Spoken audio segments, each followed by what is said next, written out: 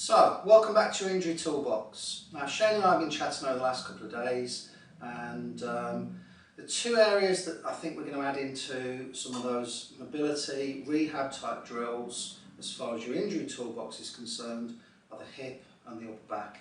Now, the hip is an incredibly stable joint, like the shoulder joint, which is also a ball and socket, which is relatively unstable, so it's sacrificed stability for mobility. The hip joint, because it's predominantly the weight-bearing joint in your body, has sacrificed mobility for stability. Now, the bones that fit the joints fit well together, so we call that a congruent joint. And there's very few things that generally tend to go wrong. They tend to be catastrophic injuries. However, what you'll find the hip is a transition point between the trunk, your lower part of your back, and the lower legs. So consequently, when you injure your back, or you pull something in your back, you often find the pain from the back refers into the hip joint. Now, if we're talking about locations of symptoms, I'm going to do this on a sort of anterior, posterior location, so front and back perspective. If we're talking about the bottom of your squat, so you're hitting the hole, and you're getting a pinching sensation at the front of the hip, I'm going to show you a couch stretch to improve the flexibility, mobility of the anterior part of the hip joints, and to loosen off the hip flexors. That's psoas major and iliacus. Those are the two main hip flexors. If it's posterior hip pain, so pain at the back, usually, and this is my experience working with lifters for the past 27 years, this originates from some sort of nerve entrapment. Now, a lot of the stuff that we do in strongman, powerlifting, strength sports revolves around the lower back being loaded and then introducing some kind of hip hinge type movement.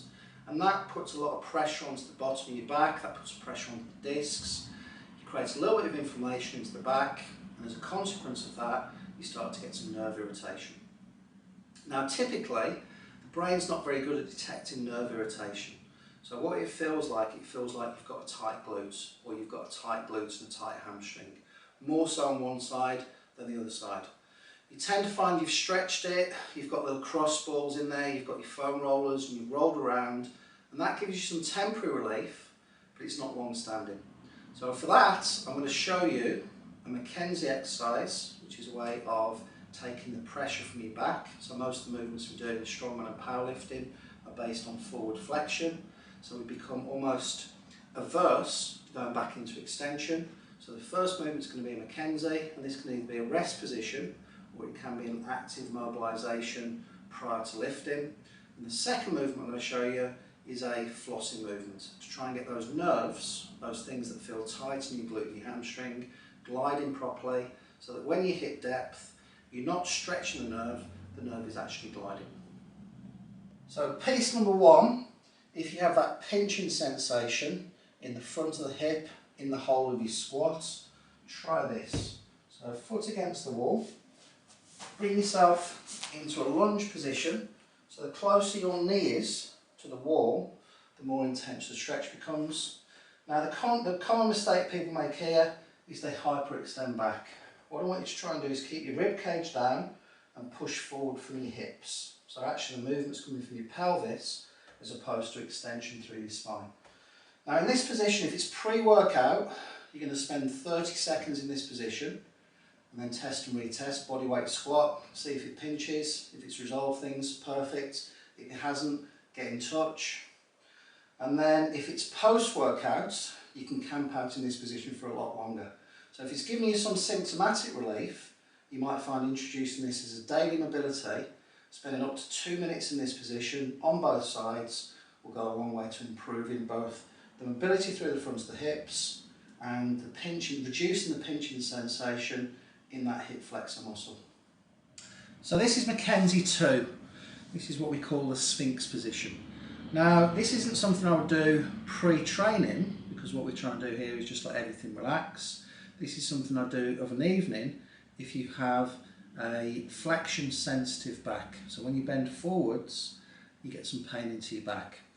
Now you can spend up to 15 or 20 minutes in this rest position. This is the reason why we don't do it pre-workouts. So before you're doing any of your push sessions, your specific press, your press assistance, these are the things I wouldn't do because what that will tend to do is loosen everything off and mean it becomes very difficult to create tension on the bar. So after your session, you're at home, you've eaten, you're now going to spend a little bit of time in this position watching some TV or watching these videos on YouTube. Now pre-workout, what we're going to do is come into a position where our hands are under the shoulders and we're going to do what's called a prone cobra or McKenzie 3. Now the idea of this is that you keep your hips and your pelvis on the floor and you're doing a press up position trying to create extension, backward bend in your back. I'll do about 10 repetitions here and then spend a couple of seconds just letting your back reset, and that would start to alleviate some of that flexion sensitive pain you're getting when you're squatting or you're deadlifting. And if it doesn't, get in touch, we'll organise an online consultation and we'll take you through some specific rehab. So final piece for your hip. So this is for those of you that have got that nagging tightness in your glute or that nagging tightness in the glute and the hamstring.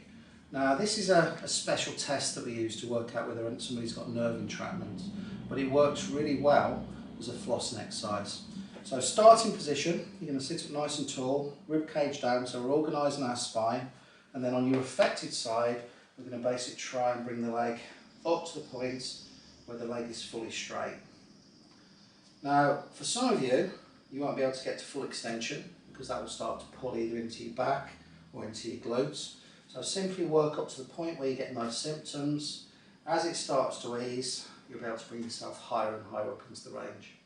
Now if you can do that, it's pain-free, it's not increasing the tightness that you're feeling into your glute and hamstring, then try slumping forwards and doing exactly the same thing. So this is a more aggressive floss.